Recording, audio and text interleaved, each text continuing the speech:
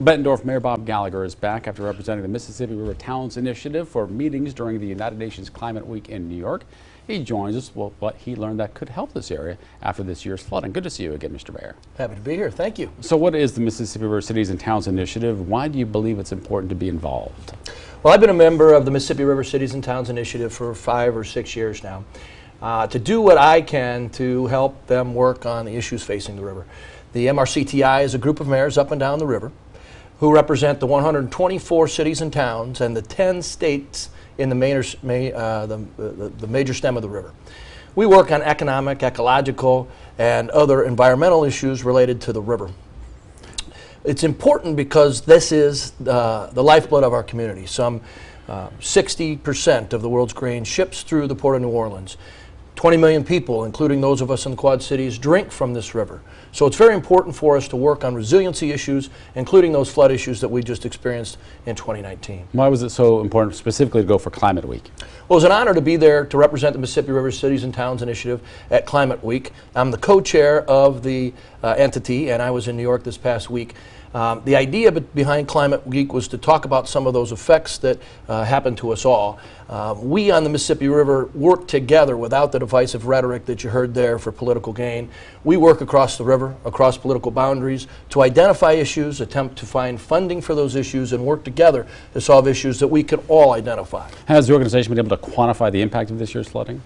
As you know, the historic flood of 2019 was terrible for us. It was historic in two reasons, really. Here we had the largest flood in our history, but just south of us, they fought floods for like 270 days. That's a long time to be working on fighting floods. Since 2004, we have experienced $200 billion of damage because of these flood effects, and each state has experienced at least $5 billion in damages. As we work to quantify the 2019 flood, we're sure that there'll be at least $2 billion in damages on the main stem, $4 million throughout the tributaries. How does the initiative believe it can help the Mississippi River be more sustainable and adaptable? Well, the mayors of the Mississippi River are pursuing 3 goals, really.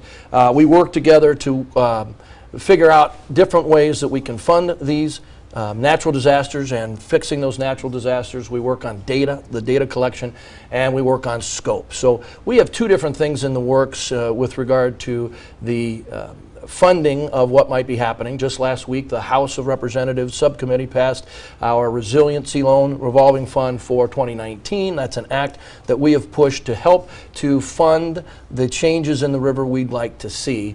We also have an environmental impact bond challenge where 2 cities will work on projects with these impact bonds. With regard to data, we've worked with USGS and NOAA, the National Weather Service, all different kinds of entities to try to determine a more predictable way to look at what's coming on the river. And with regard to the last issue, that of scale, we believe that the Mississippi River should be looked at from stem to stern as one living organism.